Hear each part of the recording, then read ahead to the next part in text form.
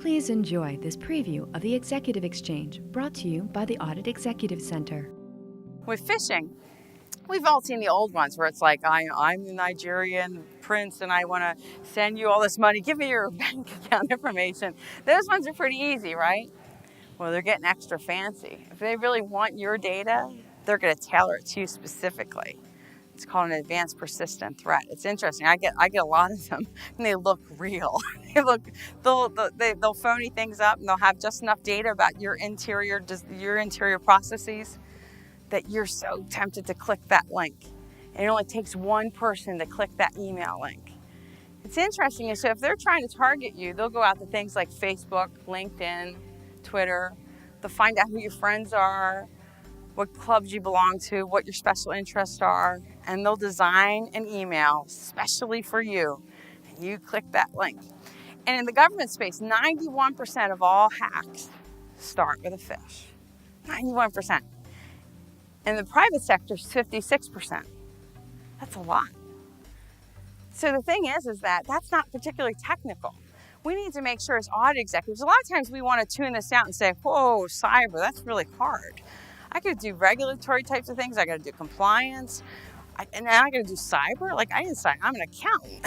I'm like an auditor. I didn't sign up for that. I'm not an IT person. How did this happen to me? The thing is that we should start with the low-hanging fruit. Understand what the risks are. Understand the sort of threat vectors and head them off of the pass. Phishing and patching, I'll get into it tomorrow. Phishing and patching. They're your two biggest things, and that's not hard. That's not technical. And so the thing is you need to have a plan of attack. And a lot of folks will say, oh my, with the cyber thing, that's too hard. I don't do cyber, I don't do IT. You know what though? A lot of us, when we started our careers off, we didn't do Dodd-Frank either. We didn't do Sarbanes-Oxley either, right? We do a lot of really technical things. We have to get our heads around a lot of technical regulations. This is just another set of criteria. It's not beyond us. We just need to make sure that we're rising up to the challenge and so that we're there and looking at the big picture risks. That's what our organizations need us to do.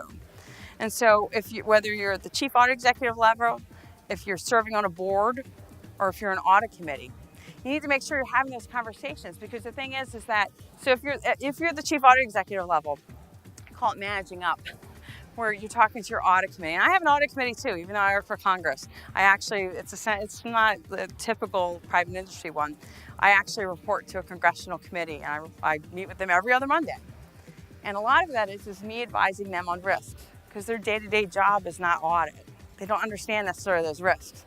But if I communicate to them in terms that they understand and appreciate, they're absolutely responsive. To find out what the Audit Executive Center has to offer, visit our resource page.